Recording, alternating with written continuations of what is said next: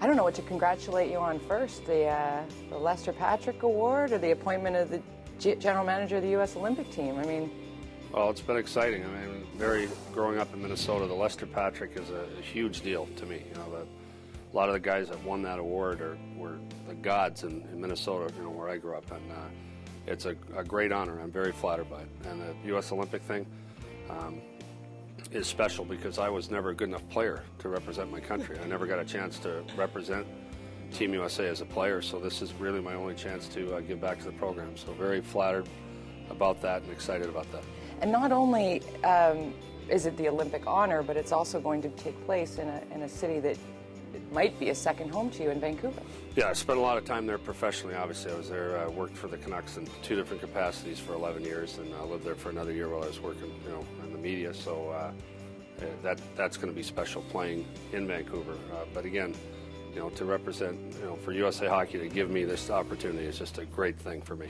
Have you made any decisions as far as your coaching choices go? No, we're going to. We actually have a meeting. There's a general managers meeting in Chicago this week, and the 5 GMs that work on the Team USA program, Donnie Waddell, Ray Shiro, myself, David Poyle, you know, Paul Holmgren, that group is going to assemble and talk about, you know, what our coverage is going to be as far as watching players and working toward a selection thing. We'll do a camp next summer, and then we'll try and probably name half our team coming out of that camp and our coaching staff, and then fill the rest of the team based on how guys play. Obviously, we all are familiar with your style. You're sort of that no-holds-barred, going to tell you like it is.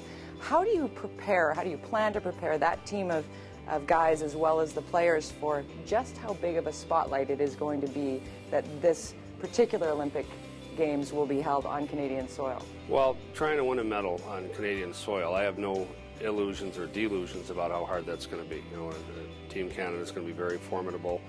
The Russian team is going to be an awesome team, the Swedish team, the Finns. I mean, it's not an easy tournament to win, but that's our goal going in, and we're going to talk about just those things, you know, how loud it's going to be, how hostile the environment's going to be, and how we have to keep our focus. So we'll talk about that starting with our camp next summer.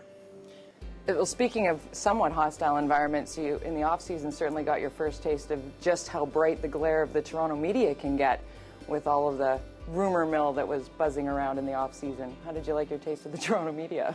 Well, I mean, when people talk about you, there's only 30 GM jobs, NHL GM jobs in the world. When people talk about you as a guy that would be a good fit or a guy that they should go after, it's flattering professionally. It's not something that I prefer to not have it. I prefer not have the speculation, but I think it's flattering when your name comes up for a job, because I was out of work for a year, and that memory is not distant. So when people say, oh, this would be a good fit for a guy, it's flattering.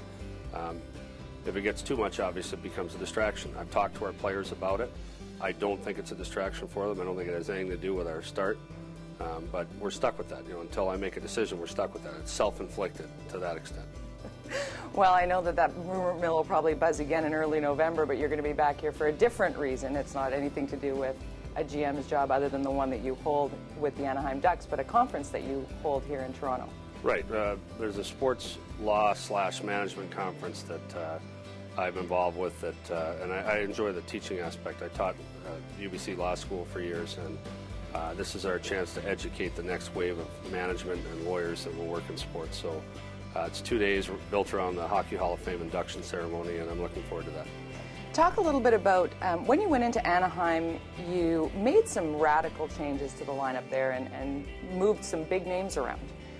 Similar things have happened in Toronto, obviously very successful in the master plan that you had in Anaheim in your second year there and winning the Stanley Cup.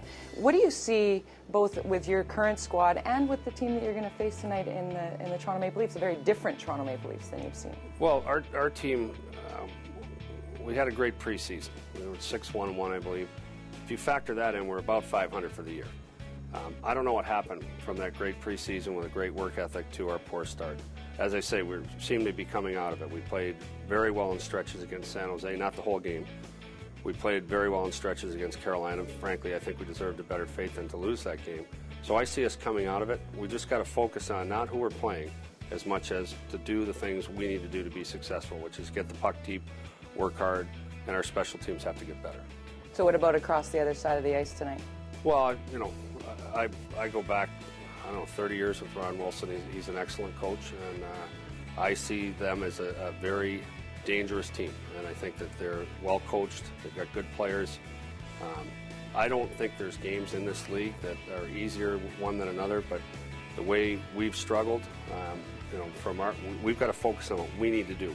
Not that we're playing Toronto tonight or Ottawa Friday night or Montreal Saturday night. We've got to focus on the way we play and execute better. We haven't executed well.